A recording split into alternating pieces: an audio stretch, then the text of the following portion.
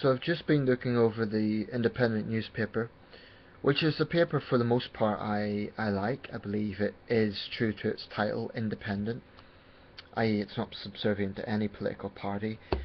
Generally I quite like it if it's a good newspaper. But today it just kind of reminded me that there's a definite centre-left twist to it.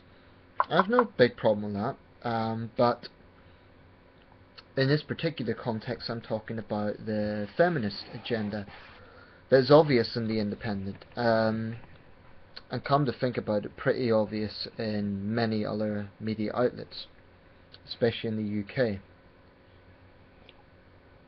Today, and let's be clear, this is not International Women's Day, so it's not for any specific purpose.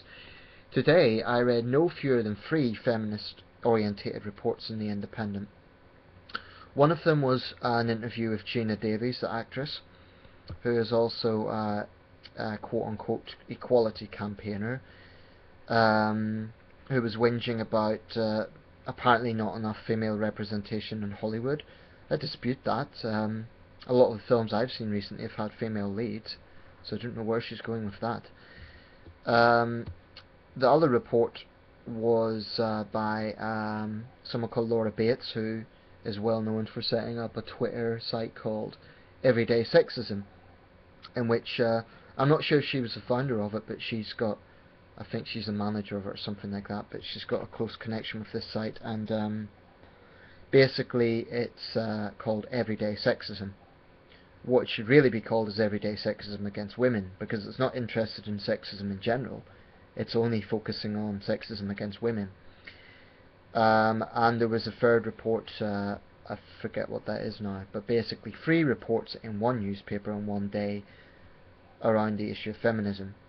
And that's frankly characteristic. You cannot get by on a daily basis without some segment of the media having some sort of feminist rant about something. It's almost impossible to avoid it. So I'd like to comment a bit on this. First and foremost, I want to make it very, very clear that I in no way dispute some of the claims that feminists make. In no way do I dispute that there is some sexism levelled against women, that there is problems with sexism in the workplace and certain chauvinistic behaviour, that there isn't a problem with, for example, rape conviction rates, sexual harassment and so on. These are real problems, and women have a right to be concerned about them. Of course they do. But the problem I have with this sort of constant feminist agenda is that it is based on dividing men and women. It is based on basically promoting this idea of female victimhood versus male chauvinism, male suppression. And it's problematic for several reasons. I don't believe it actually helps women, because it makes them wallow in this sort of victimhood, like they're helpless little girls who are basically, it reminds me of teenage girls who are hitting puberty and they don't, they're having a lot of emotional problems. And that might sound insulting, but frankly that's what it reminds me of, because a lot of these adult women do nothing but whinge and whinge and whinge about how god awful it all is and how terrible men are and how awful women have it. And then the other problem with this is that it casts constant negativity towards men. It means that it's trying to encourage young women not to trust men, whilst totally ignoring the many good things that good men do for their female friends, for their wives, for their girlfriends. Totally ignores that. And it also insinuates this notion that sexism cannot be also levelled against men. Now, I've made videos before where I've highlighted problems that men face, such as the inequality of parental custody cases, the inequality when it comes to custodial sentencing. The vast majority of inmates in this country are men.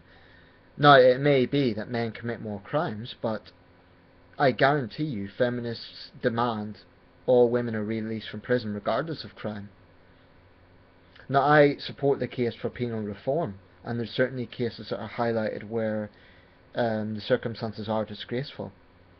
But equality means equality, something that feminists don't grasp. They demand equality, but not equal responsibility. But basically the bottom line I'm trying to get at is that when it comes to Western feminists, all we ever see is this constant tirade of negativity about female suppression and male dominance, so-called. And they'll cite things like the number of male CEOs versus the number of female CEOs. But I believe that's only one aspect of society. It's not the only way to look at fairness in society. Yes, maybe there should be more female CEOs, but there's other areas where women definitely have an upper hand over men. I've quoted the case with parental custody, which is a major issue, one that's hugely ignored by feminists. Another case I would quote is the fact that I believe in the United Kingdom there is one, maybe two, resource centres for men who have faced domestic violence, compared to many, many outlets for women. And it's not that I begrudge women those centres. In fact, I fully support it. Those women need support. But again, this perpetuates the notion that men are princes of privilege. And it negates this idea that there is no pressure put on men. I would cite another example. When it comes to financial expectations, that stigma is almost solely on men. An unemployed woman does not face the same sort of discrimination as an unemployed man, because, and I'm not saying they're not struggling, it's hard for any unemployed person, but men are expected to be breadwinners, they're expected to be financially stable. So a man who isn't financially stable is seen as a deadbeat. How often do you hear a woman be called a deadbeat? It's very rare. Almost always when that slur is put forward, it's against a man. So you don't hear feminists condemning this sort of stigmatization of men. It's very common for feminists to mock men. If a man dares challenge them, it doesn't matter if you agree with some of their points, if you dare challenge them in any way, then you're a chauvinist who lives in his parents' apartment, who has a small penis, etc, etc, etc. These sort of slurs will be thrown out casually, and that's okay, that's fine, because they're feminists standing up for suppressed women, and they're taking on the brutish, thuggish, chauvinistic man. And I'm not exaggerating, this is I honestly believe this is the sort of image that feminists put out there, that they constantly wallow in this victimhood. I'm just fed up of this constant tirade of negativity. I'm not denying there are issues that face women, I'm not denying that, but feminists will constantly promote this negativity without looking at, for example, many of the advances that have been made in our society in terms of equal rights. There is no laws whatsoever that discriminate against women. None. You'll never hear feminists acknowledge that fact. No, they prefer to look for sexism. They want sexism to exist because it gives them an agenda of stirring up negativity towards men, and I sincerely believe that is their agenda. I suspect what has happened is that in many of these cases these women have had a lot of personal struggles, they have suffered, but they're taking it out on all men. Instead of being angry with the man who has done something bad to them, they're taking it out on all men, and they're trying to stir up negativity against all men from the perspective of all women. They're dividing men and women. And I believe it's a very unhealthy sort of agenda.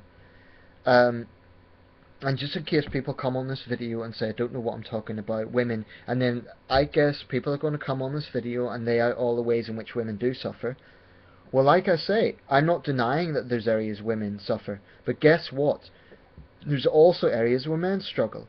And what I resent about feminism, I mean Western feminism specifically I'm talking about here, I've said it in other videos, I believe in other parts of the world there is a real need for a specific women's rights movement.